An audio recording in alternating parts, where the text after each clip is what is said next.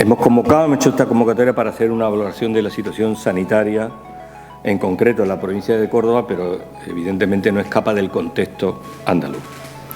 En este momento la sanidad pública andaluza está sumida en un caos al borde del colapso y las perspectivas de las próximas semanas, de los próximos meses, son aún peor.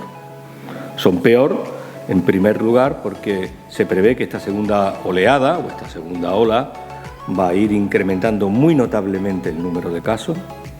De hecho, la OMS avisa de que el otoño y el invierno va a ser aún peor que la primavera, porque la segunda oleada de casos COVID va a coincidir con el inicio de la epidemia de gripe y con un ciclo que suele ser, en la llegada ya del otoño y del invierno, un empeoramiento de las condiciones de las personas que tienen enfermedades, sobre todo crónicas o pluripatológicas.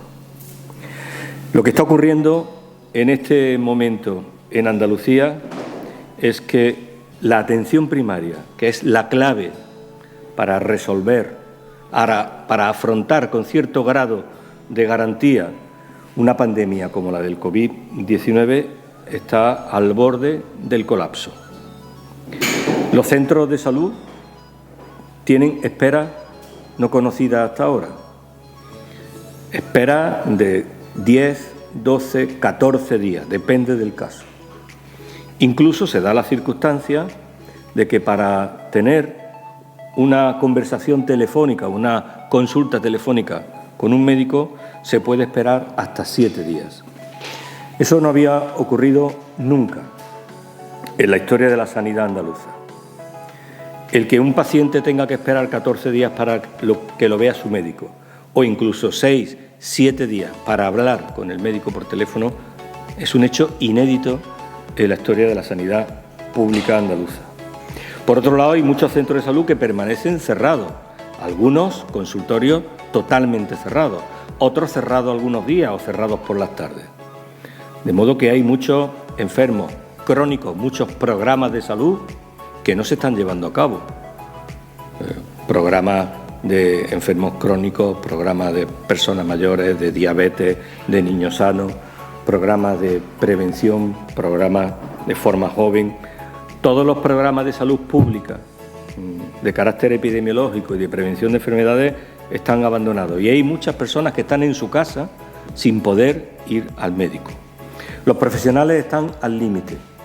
No ha habido las suficientes sustituciones durante el verano y han llegado al límite de sus posibilidades. Y van a estar ahora, en el otoño, aún con más presión. Las PCR no se hacen, o se hacen tarde, o se comunican tarde los resultados. Somos la comunidad autónoma que tiene menos PCR por 100.000 habitantes de toda España. Pero es que no es que estamos a poca distancia de la siguiente, es que estamos a menos de la mitad. Y nos preguntamos si esa era la anticipación de la que tanto han alardeado desde el gobierno andaluz, Moreno Bonilla, Bendodo, Aguirre. ¿Cuál es la anticipación? Una situación en la que una persona llama a Salud Responde y Salud no responde, en la que tiene que esperar días para que le cojan el teléfono y les digan que le van a hacer una PCR que se la hacen a los 4 días, o a los 6 días, o a los 8 días y le entregan los resultados a los 3 días. Pero les dicen que se queden en casa. Eso no es ninguna anticipación. Y por otro lado hay ocultación de datos. Lo hemos visto en Puente Genil, donde se han ocultado datos de enfermos positivos por PCR que ni se han comunicado al conjunto de la sociedad, ni han figurado en la estadística, ni muchísimo menos a los ayuntamientos. Los ayuntamientos están abandonados. Los alcaldes claman una y otra vez información. Los alcaldes quieren saber qué pasa en sus municipios, entre otras cosas porque son los responsables de la seguridad de esos municipios y porque los ayuntamientos tienen una parte muy importante en la ley de salud pública. Ahí tenemos el caso de Puente Genil, tenemos el caso de Montalbán, donde no se hacen PCR, donde no se atienden los requerimientos de la ciudadanía, tenemos el caso de Belalcázar, tenemos el caso de Lucena. Aquí quiero pararme un segundo, porque el Ayuntamiento de Lucena, en pleno por unanimidad, le está diciendo a la Consejería que tome medidas, que es su responsabilidad. El viernes se publicó una orden en el Boletín Oficial de la Junta de Andalucía que delega en las delegaciones territoriales la capacidad sobre los colegios y también sobre la movilidad. Pero, sin embargo, la Delegación Territorial de Córdoba, la señora Botella y el señor Aguirre, desoyen al Ayuntamiento de Lucena, que, insisto, por unanimidad están reclamando, es un clamor desde la ciudad, medidas para frenar esta segunda ola que está absolutamente desproporcionada. Y seguimos batiendo récord en Andalucía y en Córdoba, batimos récord de casos. Estamos llegando a unos niveles alarmantes y la propia OMS ha advertido que el otoño va a ser difícil. Y además, cada día tenemos a los hospitales con más presión en urgencias, con más presión en la planta y los enfermos totalmente abandonados, como decía. En esta situación, nosotros tenemos que hacer un llamamiento desde el Partido Socialista en exigir al Gobierno que asuma sus responsabilidades y que tome medidas. Nosotros hemos hecho propuestas.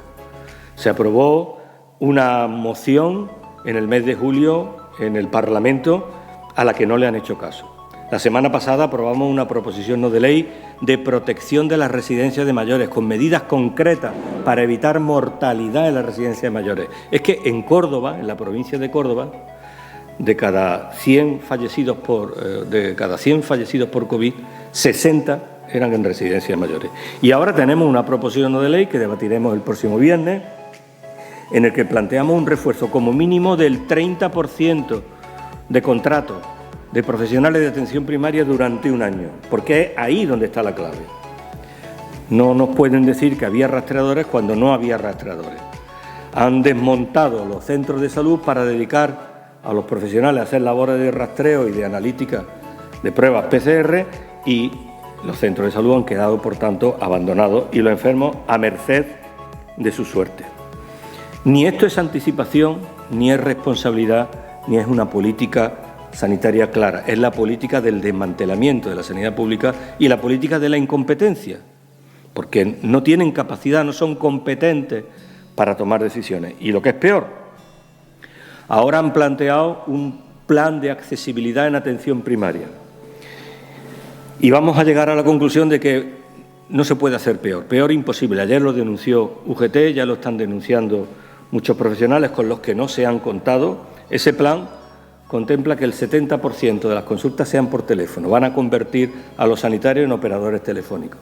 De cada 10 personas que acudan al centro de salud, solo 3 van a poder ver a su médico. Y lo que es peor, van a tener que ir 3 veces, van a pasar por 3 filtros, van a generar cola, van a generar incertidumbre, van a generar pérdida de tiempo, van a tener a los enfermos dando vueltas para que no los vean. Y eso va a generar tensión en la ciudadanía y presión a los profesionales que no tienen culpa de una mala organización, de una organización caótica. Por eso nosotros exigimos al Gobierno del Partido Popular y de Ciudadanos que asuman sus responsabilidades, que tomen decisiones consensuadas con los profesionales, que esos 3.700 millones de euros entre una y otras partidas recibidas desde el Gobierno de España, desde el Gobierno de Pedro Sánchez, las apliquen en reforzar la atención primaria, en reforzar los servicios sanitarios, porque todavía hay que recuperar mucha asistencia sanitaria que no se prestó.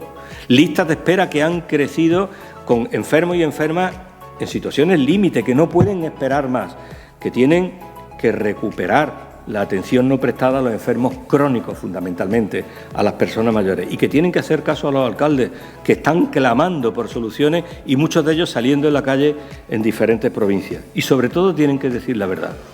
En el momento que aparezca una transmisión comunitaria, en el momento que aparezcan nuevos casos en una ciudad, en un pueblo, tienen que decirlo, porque es la mejor forma de prevenir una oleada aún mayor. Desde el Partido Socialista hemos tendido la mano en estas iniciativas que he mencionado y también incluso para los presupuestos del próximo año, siempre que se destinen prioritariamente a reforzar los servicios sanitarios y educativos. Esto es lo que quería trasladar a los cordobeses y a las cordobesas. De forma inequívoca, el Partido Socialista va a seguir vigilando, va a seguir denunciando los casos de ineficacia y los casos de incompetencia que se produzcan. Y mucho nos tememos que vamos a pasar del caos al colapso de la atención primaria si el Gobierno de Moreno Bonilla, si el Gobierno de Aguirre no toman las medidas de forma inmediata para reforzar la atención primaria y evitar que esta pandemia vuelva o incluso supere los niveles de marzo y abril.